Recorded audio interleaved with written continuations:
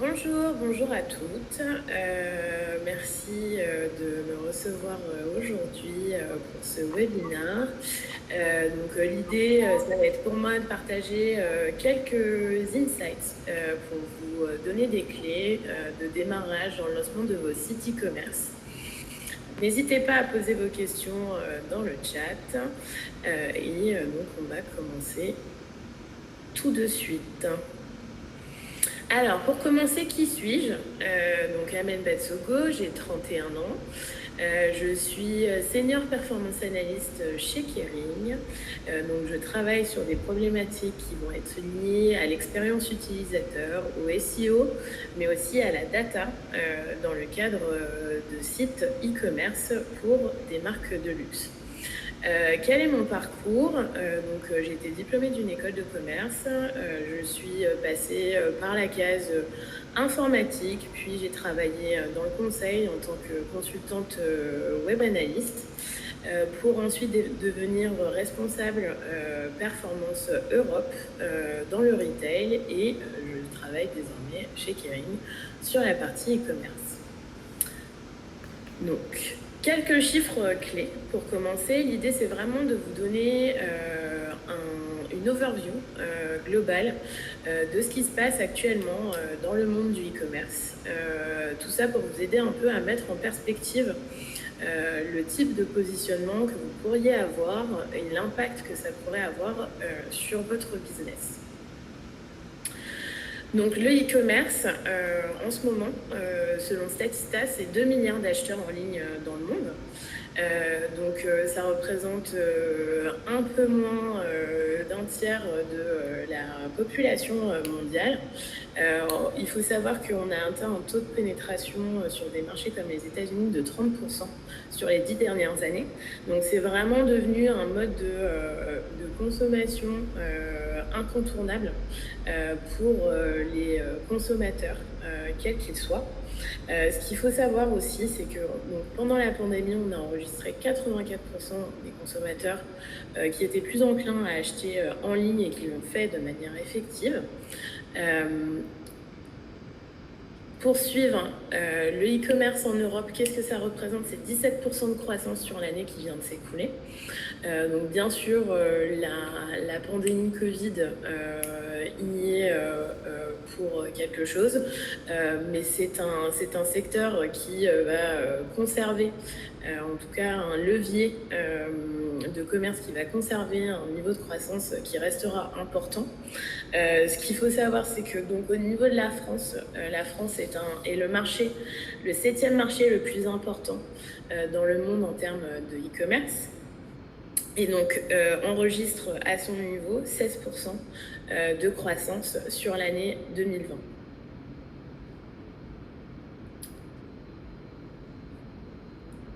Donc comme vous l'aurez compris, la crise du Covid-19 a entraîné une forte progression du trafic en ligne.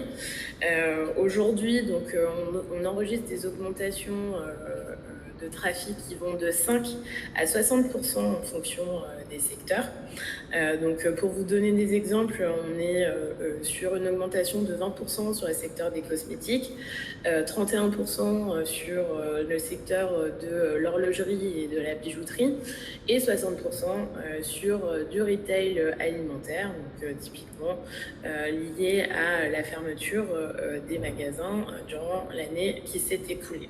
Donc c'est des chiffres qui sont non négligeables et sur lesquels, du coup, en tant qu'entreprise, vous allez pouvoir saisir une opportunité pour driver du business. Donc l'autre élément important, c'est que les comportements d'achat ont énormément évolué. Que ce soit d'une part lié à la crise, mais on est plutôt dans une dynamique qui s'était de toute façon ancrée assez fortement avant la pandémie, puisque donc, on observe un taux de pénétration et une croissance qui est de plus importante depuis les 10 dernières années sur le secteur. Ce qu'il faut savoir, c'est que on va avoir des acheteurs potentiels et des consommateurs qui, à hauteur de 63%, seront plus enclins à acheter en ligne pour la flexibilité que ça va leur procurer, donc à savoir avoir une livraison en direct chez soi, ou bien pour 57% d'entre eux avoir des prix plus attractifs. Avoir un mode aussi de shopping qui soit plus calme et linéaire, contrairement à une expérience offline dans un magasin où on va être exposé à un certain nombre de nuisances ou bien être exposé à des problématiques de stock. Les utilisateurs aujourd'hui, pour 54% d'entre eux, préfèrent le shopping online pour la flexibilité qu'elle va leur procurer. Donc pour la question de la visibilité des stocks que je viens d'évoquer, pour la possibilité de comparer les différents prix, mais aussi les différents produits, de pouvoir accéder à une offre qui sera plus importante que celle à laquelle ils vont être exposés dans des magasins physiques. Et donc c'est pour toutes ces raisons que ce changement de comportement doit être saisi telle une opportunité pour votre lancement de site e-commerce. Alors, quelques autres questions. Donc vous allez me dire, mais très bien, on a compris que le e-commerce est incontournable et que l'on doit se positionner dessus, d'autant plus dans cette période d'incertitude qui est liée à la Covid-19. Mais quel type de plateforme dois-je finalement adopter pour lancer finalement mon site ou bien pour faire la promotion de mes produits et de mes services sur le web. Donc on a identifié 3 axes de réflexion qui sont donc le site web classique, la marketplace ou le social commerce. Aujourd'hui, la recommandation pour des entreprises qui seraient au début de leur activité serait plutôt de se focaliser sur un site web.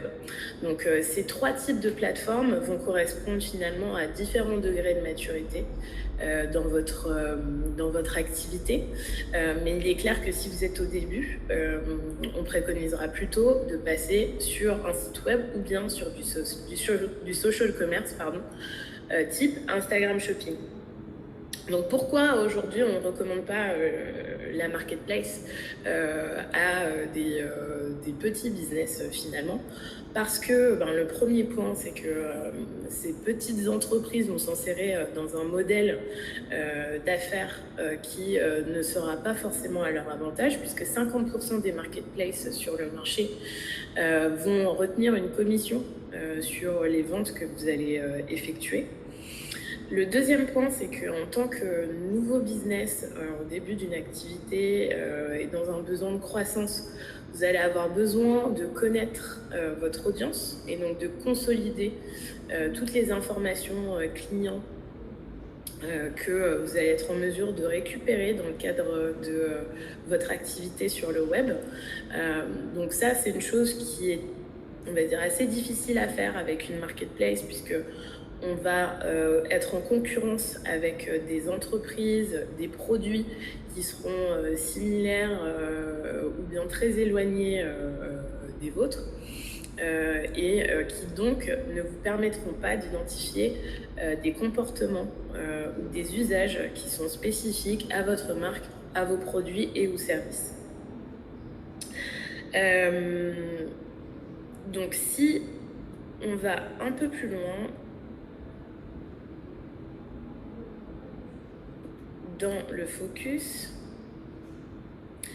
on a un autre élément qu'il faudra prendre en considération lors du choix du type de plateforme pour le site e-commerce, qui est l'importance du mobile dans l'écosystème e-commerce. Pourquoi ? Parce qu'aujourd'hui, peu importe le secteur dans lequel vous allez vous trouver, le mobile représente peu ou prou 70% du trafic que vous allez générer sur votre site et 55% des revenus que vous allez pouvoir en retirer.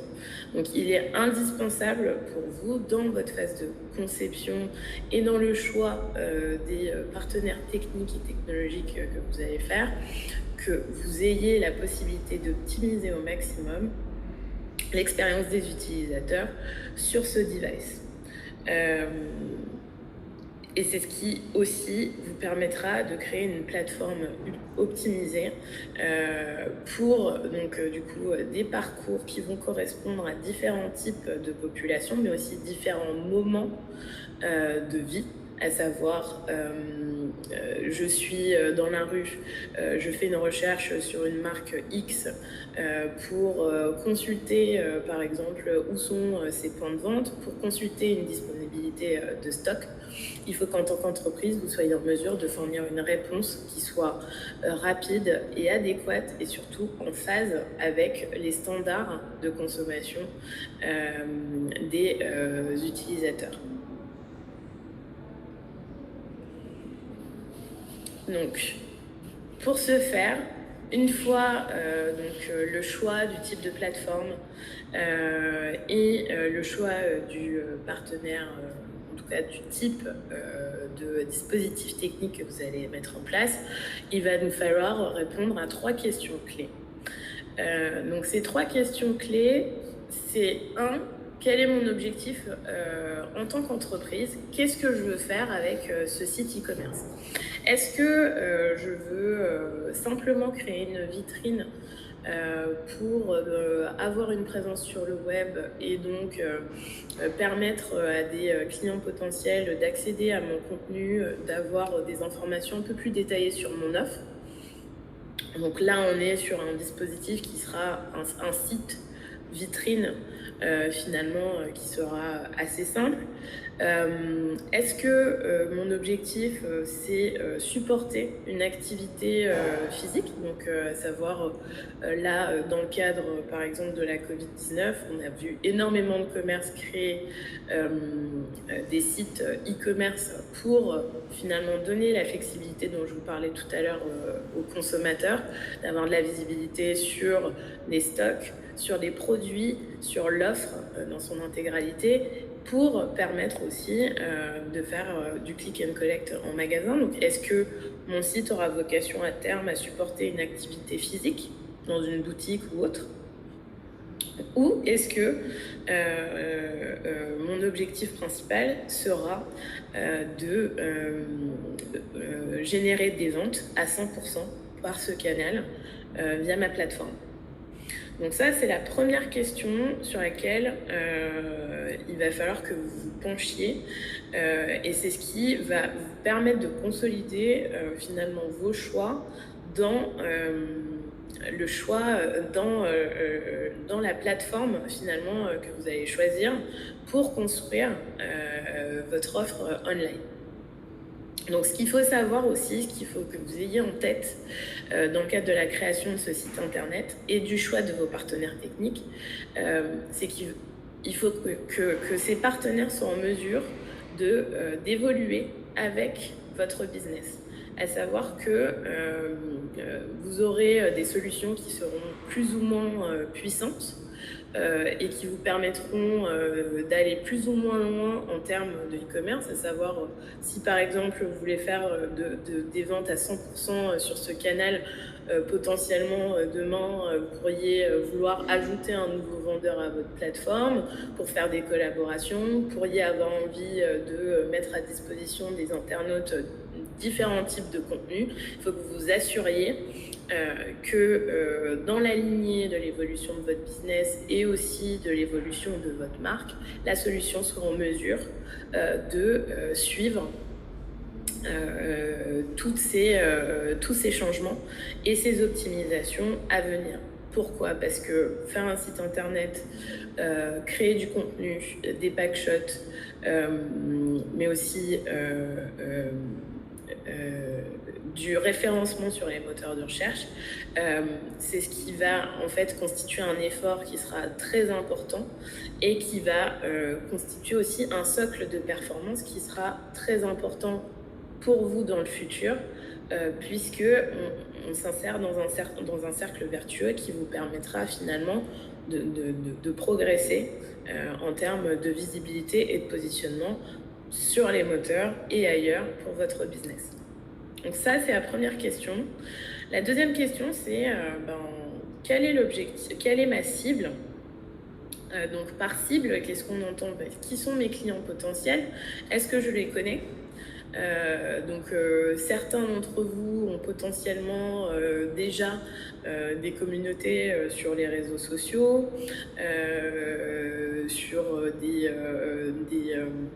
des comptes type Instagram, où vous avez peut-être déjà des fichiers clients pour certains.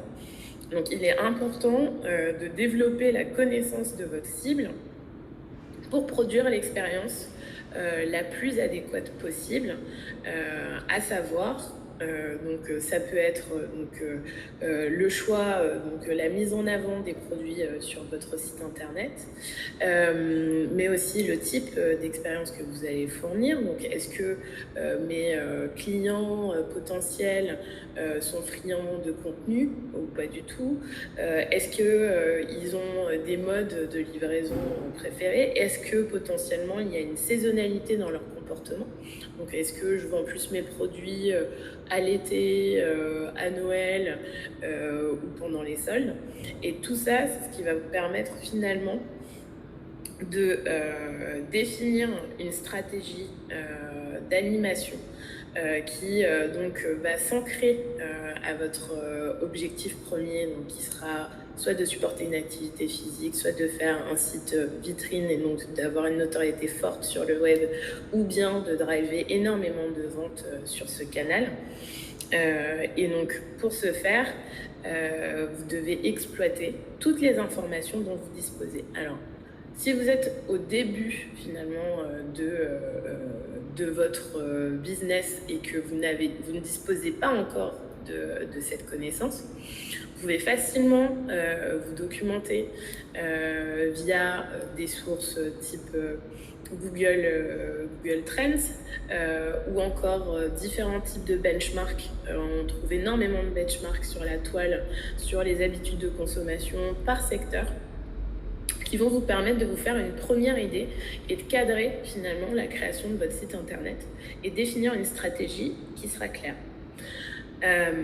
La troisième question à laquelle il vous faudra répondre dans le cadre de la création de votre site, ça va être du coup de savoir qui sont vos concurrents. Donc ce qu'il faut savoir, c'est qu'en termes de concurrence et compétitivité, vous allez bien sûr avoir des concurrents qui seront liés principalement à votre secteur d'activité, aux produits que vous allez vendre, aux services que vous allez fournir, mais vous allez aussi avoir des concurrents sur le web. On creusera un peu plus en détail après, mais donc l'idée, c'est qu'une fois votre objectif défini et votre cible connue, dans le cadre de la définition de votre stratégie, vous allez vouloir vous positionner d'une certaine manière sur le web, et il vous sera important de savoir qui est déjà sur ce créneau pour que vous puissiez finalement optimiser vos efforts de référencement.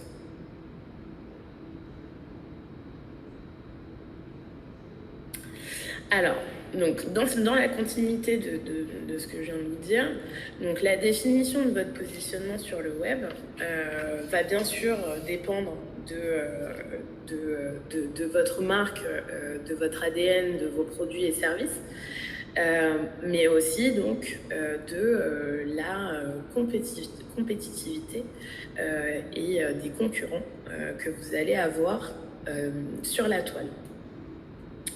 Donc, pourquoi définir un positionnement sur le web dans un premier temps? Parce que 44% du trafic qui est généré sur les sites internet provient des moteurs de recherche. Donc, provient d'une action d'un utilisateur qui a tapé un mot-clé dans Google ou dans un autre moteur et qui est arrivé sur votre site.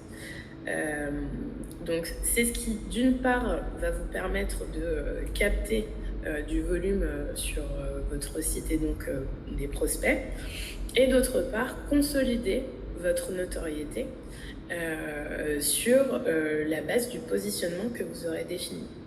Donc en termes de positionnement, on peut aller du simple on peut aller sur des requêtes simples comme sur des requêtes qui seront très détaillées. Typiquement, je suis une entreprise qui vend des sacs à main. Je vais chercher à me positionner sur sac à main sac en bandoulière sur les moteurs de recherche. Et je vais avoir un certain nombre de concurrents qui seront sur cette requête. Donc, il est indispensable que vous sachiez finalement ce qui va caractériser votre business sur le web. Alors, vous allez me dire, mais comment je fais pour savoir quelle est la compétitivité sur les différents mots-clés qui vont me permettre de driver du business ou bien comment savoir si le positionnement que j'ai choisi est le bon. Alors pour ça, il y a des outils qui sont accessibles pour la plupart gratuitement et en libre service sur le web. Le premier est celui sur lequel moi je me repose énormément, c'est le générateur de mots-clés Google. Donc il va vous permettre d'avoir accès à toutes les requêtes qui sont tapées par les internautes par pays et sur un time frame, en tout cas une période de temps donnée, et il vous donnera aussi également tous les indices de compétitivité qui sont associés à chacune des requêtes. Pourquoi la compétitivité va être importante dans le cadre de la définition de votre positionnement sur le web? Parce qu'elle va définir aussi le niveau d'effort que vous allez devoir fournir pour pouvoir vous positionner. À savoir que vous, en tant que nouveau business, petite entreprise, vous allez dans un premier temps potentiellement être limité dans les ressources que vous allez pouvoir allouer aux différentes tâches inhérentes au positionnement. Donc, la recommandation, c'est vraiment de vous positionner sur des termes de recherche qui auront une compétitivité qui sera plutôt moyenne et qui vous permettront de gagner en pertinence et donc de remonter de plus en plus haut dans les moteurs de recherche pour driver du trafic qualifié et avoir des clients potentiels.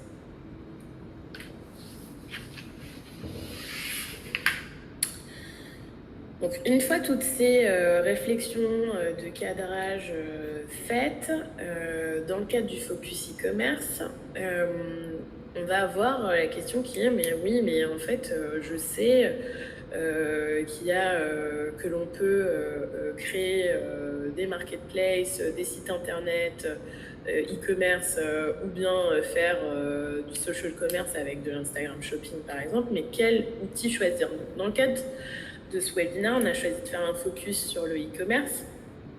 Et donc, on a un certain nombre d'outils sur le marché qui vont vous permettre d'accéder à des solutions qui seront clés en main. Donc, on va avoir des plateformes type Shopify, WooCommerce, Wix, WordPress, qui vont toutes avoir une puissance qui sera différente. Donc là-dessus, à vous de faire votre benchmark en fonction de vos objectifs business et aussi de l'objectif que vous aurez défini pour ce site internet.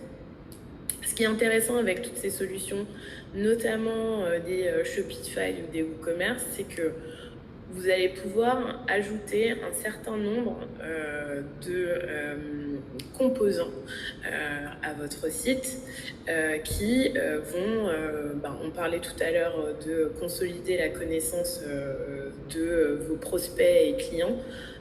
typiquement, vous aurez la possibilité d'ajouter des modules type Google Analytics ou autres pour faire de la mesure de performance et recueillir des informations sur ce qui se passe sur votre site internet et continuer à consolider votre connaissance. Tout ça, c'est des choses qui sont essentielles dans le cadre de votre activité e-commerce. Si vous ne connaissez pas vos utilisateurs, vos clients, vous ne saurez pas comment faire évoluer votre plateforme, ni l'optimiser, et donc vous ne serez pas en mesure de fournir une réponse pertinente aux besoins de 1 du marché et de 2 de votre audience. Donc là-dessus, la recommandation, c'est vraiment de faire votre benchmark en fonction des objectifs que vous aurez définis et aussi de la scalabilité de la solution pour tous les sujets que l'on vient d'évoquer, à savoir le SEO et le positionnement, la data, mais aussi la gestion des campagnes marketing et donc toutes les optimisations qui seront inhérentes à la gestion de votre catalogue, par exemple. Donc une fois qu'on a choisi, une fois que l'on a choisi la plateforme, qu'on a défini nos objectifs, que l'on connaît le positionnement que l'on veut avoir, on va passer à la conception du site en elle-même. Donc la toute première étape, ça va être de choisir, par le biais des plateformes dont je viens de vous parler, un thème adapté. Donc un thème adapté, on parlait plus haut de l'importance de l'expérience mobile dans le cadre du e-commerce. Eh bien, le choix du thème devra s'orienter le plus possible vers des standards qui seront mobile friendly et qui seront également, bien sûr, en adéquation avec votre ADN de marque, mais aussi avec donc, les différents produits et services que vous allez proposer. Donc ça, c'est vraiment la toute première étape. Est-ce que le thème que j'ai choisi est mobile friendly et pourra répondre aux standards des expériences utilisateurs sur le marché. Le deuxième point, c'est donc de veiller à choisir des thèmes, des layouts qui vous permettront de mettre en valeur le plus possible vos produits, vos services. Donc il va sans dire que on favorise des visuels de haute qualité, mais donc, la question du contenu sera aussi très importante. Donc, dans le cadre de l'expérience de votre utilisateur, mais aussi dans le cadre de votre positionnement sur les moteurs de recherche, il vous faudra fournir des descriptions détaillées de vos produits et services pour fournir du coup une expérience qui sera optimisée pour les moteurs, pour les utilisateurs et qui vous permettra de monter en puissance sur votre positionnement. Il y a un autre point qui est très important, surtout lorsqu'on lance un site internet et que l'on est une nouvelle entreprise, c'est la réassurance. Donc la réassurance sur un site e-commerce lambda, ça va être donc des éléments type de la réaffirmation que les modes de paiement sont sécurisés, que des retours sont possibles, qu'un service client existe. Et c'est un aspect qui est non négligeable dans le cadre d'une expérience utilisateur de nos jours. Ça fait partie des standards. Et ce qu'il faut savoir, c'est que donc, un utilisateur qui est exposé à ce type de réassurance ou même a recours à un service client a 20 à 34% plus de chances de faire la promotion de votre marque et de vos produits. Donc c'est très important dans le cadre de votre business et de l'image que vous allez renvoyer sur la toile. Donc en termes d'user experience, sur la partie réassurance, Ce sont des éléments, bien sûr, que vous allez vouloir mettre en avant à des endroits stratégiques de votre site internet. Ça peut être une page produit, ça peut aussi être une page panier. Ça peut également être dans le tunnel d'achat de votre site pour finalement permettre à l'utilisateur d'avancer dans son processus d'achat de manière sereine. Un autre point important dans le cadre de la conception de votre site, ça va être la gestion du consentement. Donc, je vous parlais tout à l'heure de toutes les questions qui sont inhérentes à la consolidation de votre connaissance client, de votre audience dans le cadre du lancement de ce site.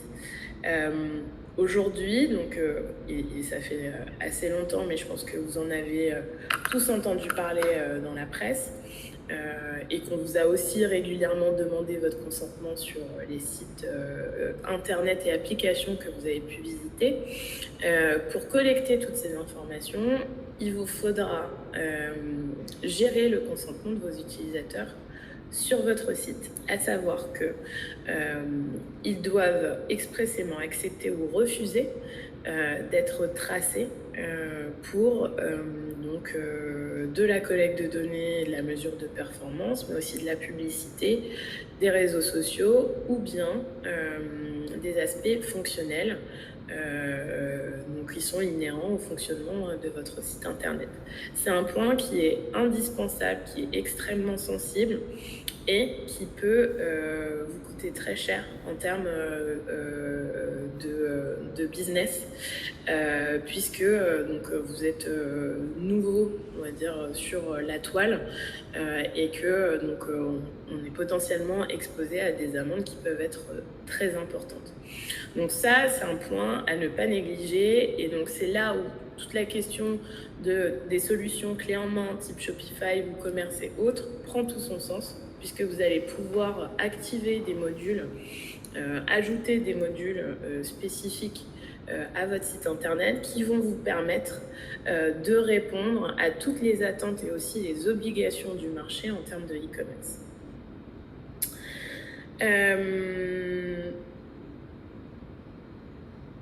Un dernier point sur la conception de votre site. Je vous parlais plutôt de l'importance en fait de la qualité des visuels, des contenus que vous allez mettre à disposition de votre audience et de vos clients potentiels.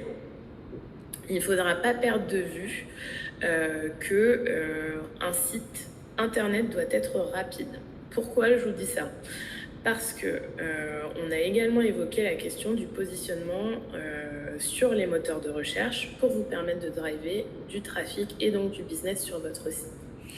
Comme vous le savez peut-être déjà, Google se repose sur un certain nombre d'algorithmes pour permettre à votre site de se positionner sur les moteurs de manière plus ou moins performante.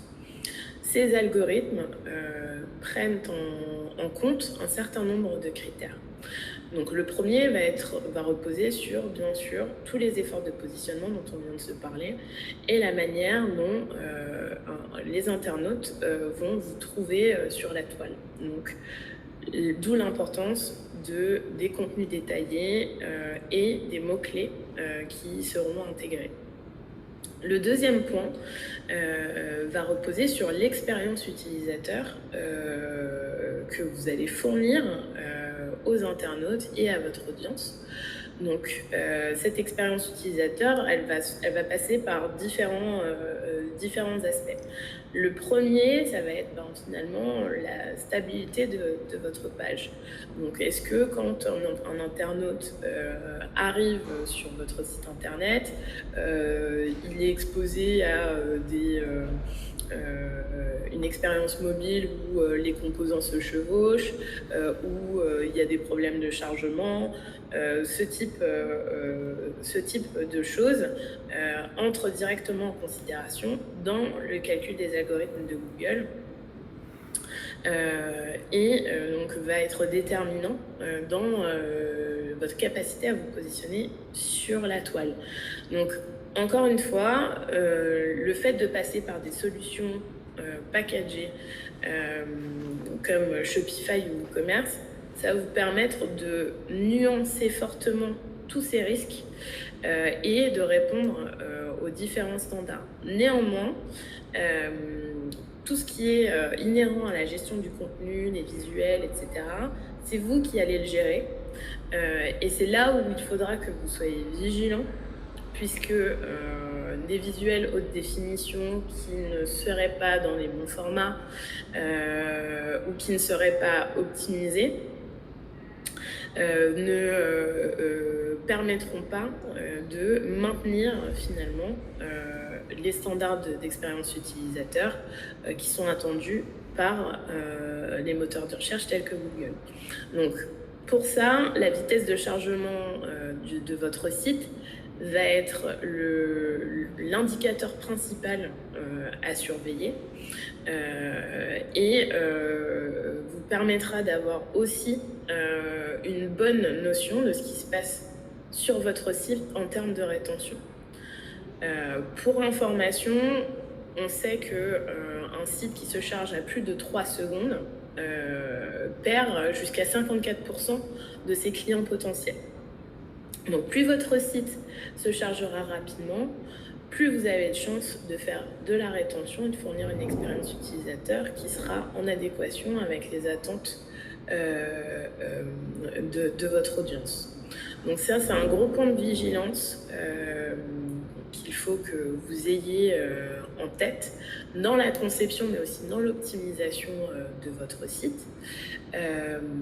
N'essayez pas d'avoir des catalogues qui seront trop lourds, trop extensifs. La recommandation, c'est vraiment d'avoir une gestion de contenu, une gestion des visuels et une consolidation de la connaissance qui soit vraiment au top pour vous permettre d'une part de tirer des conclusions et d'autre part de mettre en place des actions d'optimisation pour encore mieux performer sur la toile.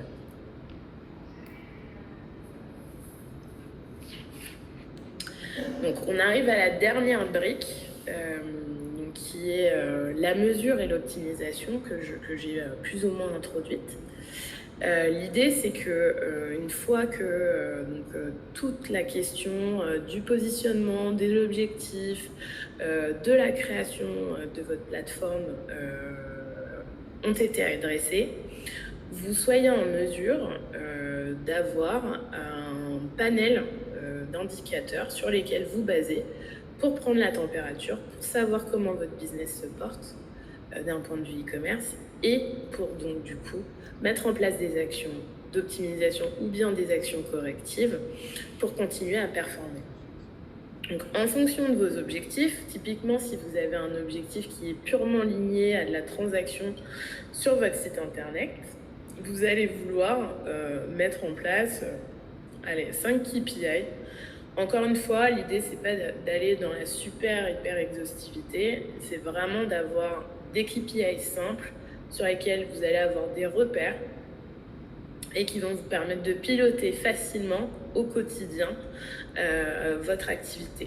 Donc dans le cadre d'une démarche où on lance un site e-commerce transactionnel, le premier indicateur, ça va être bien sûr les ventes. Vous allez regarder ce qui se passe en termes de panier moyen, quel est le taux de conversion, donc sur tout le trafic que j'ai réussi à driver sur mon site, quel est le pourcentage d'utilisateurs qui a effectivement acheté, quel est le taux d'abandon panier. Et donc ça, des outils type Google Analytics vont être en mesure de vous donner accès à des rapports qui seront très détaillés et qui vous permettront d'aller plus loin dans vos réflexions si besoin.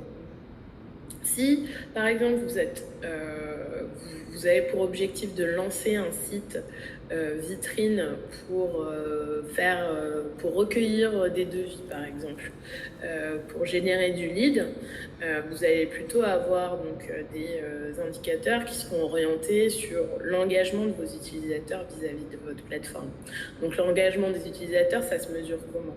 Vous allez mesurer par le trafic qui est généré, par le temps passé sur votre site, le nombre de pages vues, et aussi donc, le nombre de leads générés ou de formulaires ou de prises de contact qui auront été effectués par vos utilisateurs. Et donc tout ça pourquoi pour définir un cadre de référence pour votre entreprise, pour votre activité et pour du coup mettre en place des actions d'optimisation. Donc, des actions d'optimisation, ça peut être typiquement, je me suis aperçue que j'avais énormément d'utilisateurs qui abandonnent leur panier arrivé dans le tunnel d'achat. Est-ce que je dois simplifier cette étape? Est-ce que je dois mettre en place des moyens de paiement qui seront plus accessibles et plus faciles à gérer pour eux? Est-ce que je dois refaire de la réassurance pour leur permettre d'aller jusqu'au bout du processus?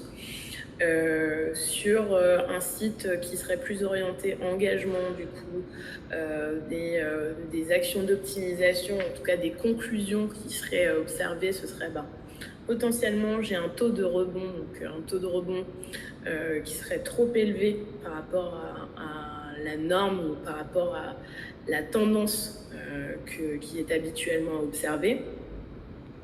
Est-ce que j'ai un problème de vitesse de chargement de ma page? Est-ce que finalement le contenu que je fournis est pertinent et en ligne avec la promotion que je fais sur les moteurs de recherche? Voilà, c'est tout un tas de réflexions qui vont découler de la lecture de ces indicateurs. Et vraiment, la recommandation, c'est de prendre sa casquette d'enquêteur et de comprendre ce qui se passe sur votre site internet. Et donc les indicateurs, les différents leviers d'optimisation et la connaissance que vous allez consolider devraient vous permettre de performer et de faire évoluer votre site en conséquence.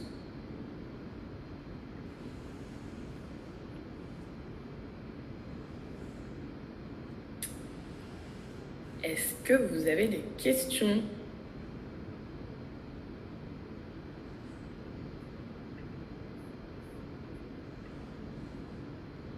Mesdames, si vous avez des questions, écrivez-les dans le chat, comme ça on pourra y répondre.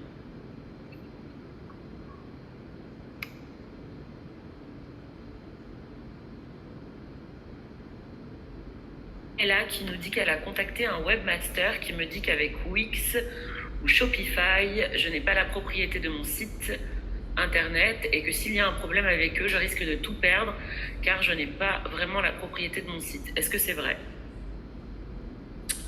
Alors, ne pas avoir la propriété du site, il faudrait creuser pour qu'il entendait par là. En revanche, vous êtes propriétaire de votre nom de domaine. Bien sûr, vous êtes dépendant de cet acteur puisqu'il vous fournit en fait toute la machine et tous les templates nécessaires à la création de votre plateforme. Pour moi, il n'y a pas de contre-indication particulière à passer par ce type de plateforme. La construction et la maintenance d'un site internet, c'est quelque chose de très onéreux. Et donc, si vous devez passer par une construction qui serait custom, on va dire, où vraiment vous passez par quelqu'un qui va vous coder l'intégralité de votre site, etc.,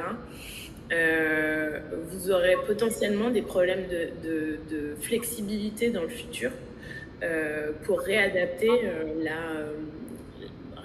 en fait votre plateforme. Donc pour moi, la question de la propriété, c'est un non-sujet. Shopify, Wix, c'est des entreprises qui sont extrêmement solides et qui sont endorsés, sponsorisés par des acteurs qui sont très importants sur le marché du e-commerce. Donc pour moi, il n'y a absolument aucune crainte à avoir là-dessus. On a aussi Salima qui dit qu'elle a 2 idées de e-commerce, mais elle ne sait pas par où commencer. Elle souhaite savoir s'il y a un organisme qui peut l'aider à faire une étude de marché. Alors, pour ce qui est des études de marché, est-ce qu'on peut en savoir plus sur les 2 idées en question? Quel est le dilemme de manière un peu plus précise?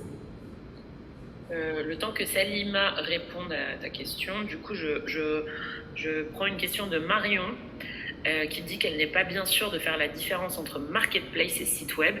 Du coup, elle demande si Etsy c'est une marketplace et Shopify c'est bien un site web, du coup. C'est ça. Donc, Etsy, c'est une marketplace au même titre que Amazon, par exemple. Et donc, vous, en tant qu'entreprise et donc vendeur, vous allez avoir accès à cette plateforme qui,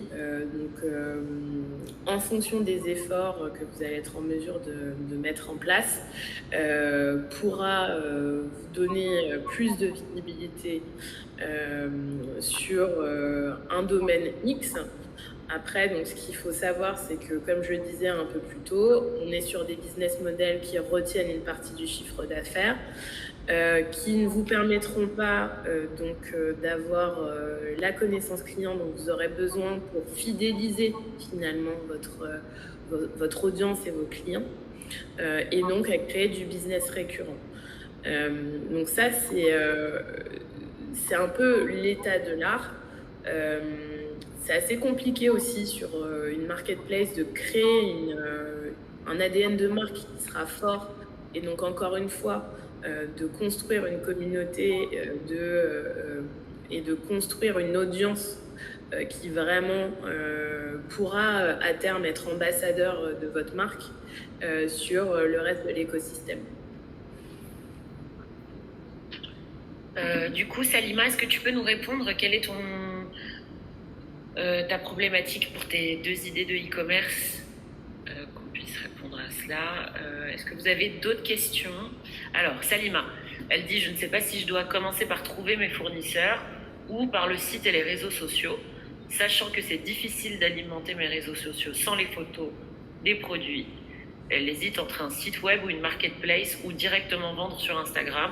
Elle est au début du projet, du coup elle est un peu perdue. » Alors, si elle est au tout début du projet, qu'elle n'a pas encore consolidé de communauté ni créé de contenu sur les réseaux sociaux, la recommandation, ce sera bel et bien de commencer par construire son site e-commerce, puisqu'elle aura du coup le contrôle et elle pourra aussi anticiper un peu plus la création de son contenu pour consolider sa présence sur le web dans un premier temps. Et en temps mieux, effectivement, elle pourra se diriger, une fois son offre consolidée, sur de la création de contenu Instagram, et donc avoir un écosystème complet, e-commerce, social commerce. Nous avons aussi Rafaela qui nous demande comment améliorer le SEO. Alors, comment améliorer le SEO? Pour l'améliorer, il y a plusieurs leviers. Le premier, ça va être de le monitorer, donc via des outils type Google Search Console. Donc, j'ai beaucoup parlé de Google pendant le webinaire, mais c'est parce que aujourd'hui, c'est l'acteur qui vous fournira des outils puissants, gratuits, et qui seront alignés en fait avec les standards web et de marché, et qui vous permettront de tirer le plus de conclusions possibles pour optimiser vos performances. Donc, la première étape, c'est vraiment le monitoring en fonction du coup du positionnement que vous aurez choisi, de savoir comment vous performez sur les moteurs. Une fois que vous avez mis en place ce monitoring, donc il y a tout un tas de rapports que vous pouvez générer automatiquement. La plateforme Search Console vous permet aussi d'accéder à des recommandations d'optimisation. Donc ça vous donne une première clé de lecture, un premier levier pour faire avancer votre performance dans le bon sens. Donc une fois que tout ça s'est mis en place, vous allez vous attaquer aux différentes sections de votre site qui méritent d'être optimisées. Donc ça peut être les balises, donc les titres, les descriptions, le contenu que vous mettez à disposition sur vos pages. Est-ce qu'ils sont optimisés pour le positionnement et les requêtes que vous avez choisies?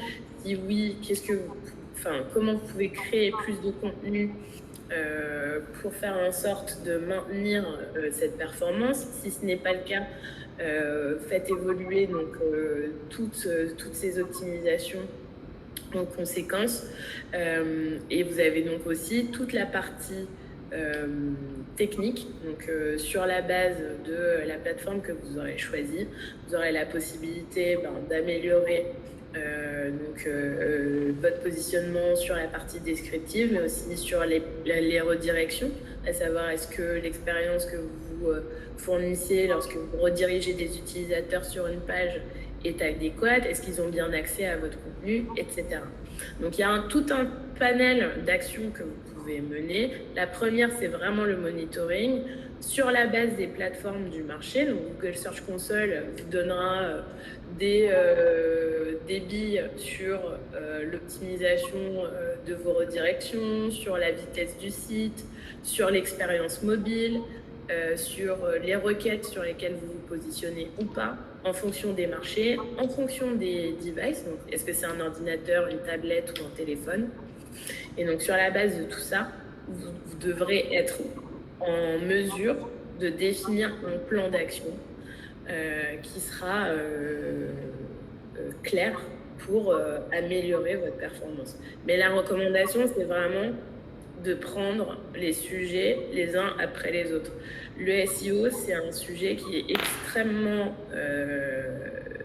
complexe et tentaculaire. Et donc, c'est un sujet aussi qui doit être traité en continu. Donc, ça ne sert à rien de vouloir tout adresser tout de suite. Attaquez-vous aux sujets qui seront les plus sensibles sur la base du monitoring que vous aurez mis en place et mettez en place une logique itérative. Donc, recommencez, optimisez, mesurez, tirez vos conclusions et recommencez.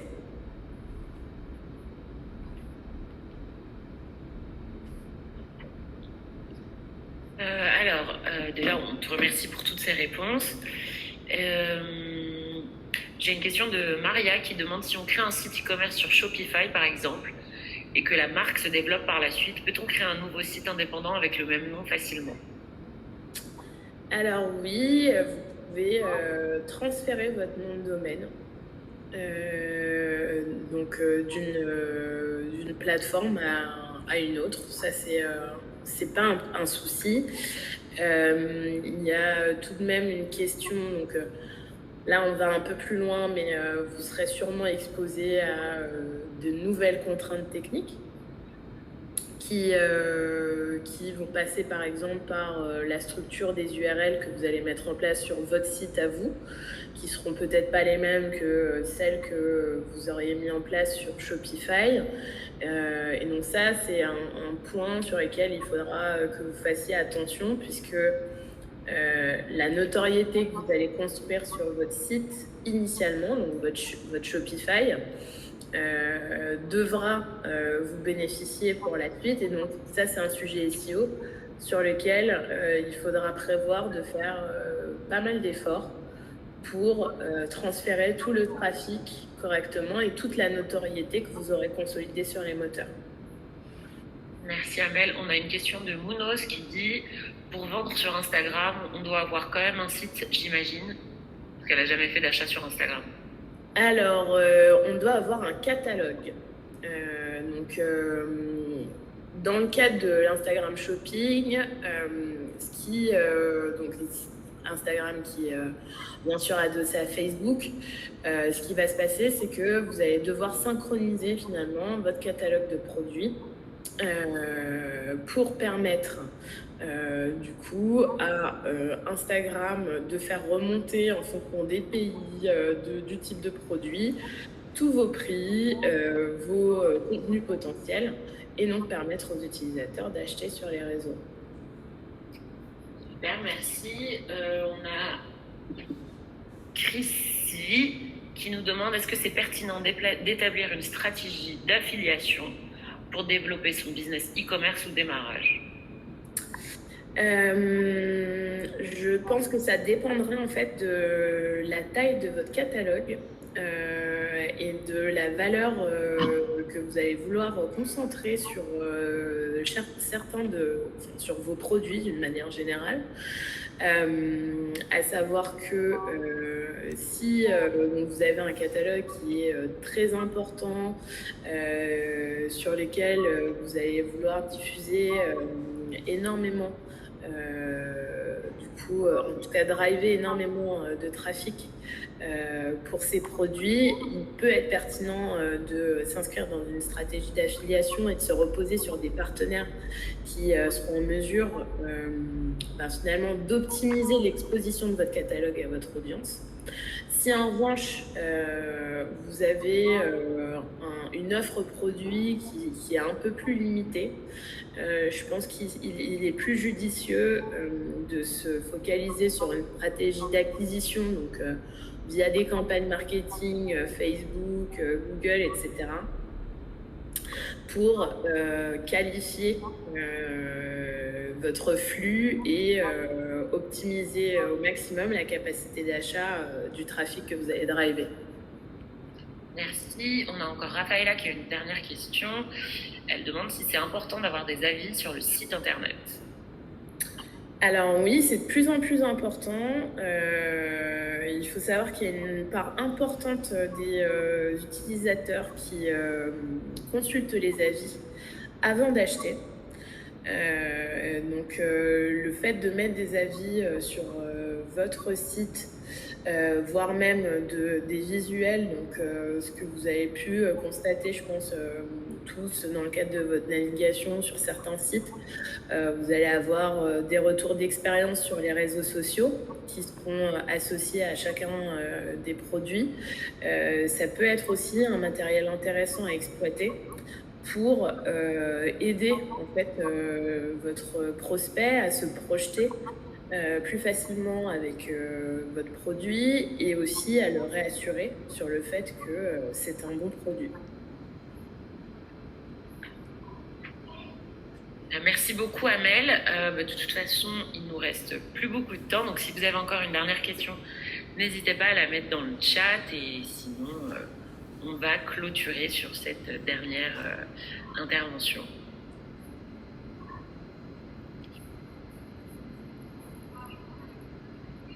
Bon, j'ai l'impression que c'est OK.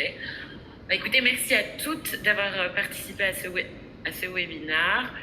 Vous pouvez du coup voir ce webinaire en replay si vous avez besoin de vous remémorer certaines informations.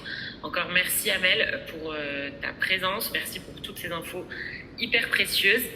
Je vous souhaite à tous une belle journée et je vous souhaite d'aboutir à tous vos beaux projets et n'hésitez pas à rester connectés sur les différents pages Facebook Chimins Business. Il y a plein de nouveaux événements qui arrivent. Je vous dis à toutes à très bientôt. Merci beaucoup. Au revoir.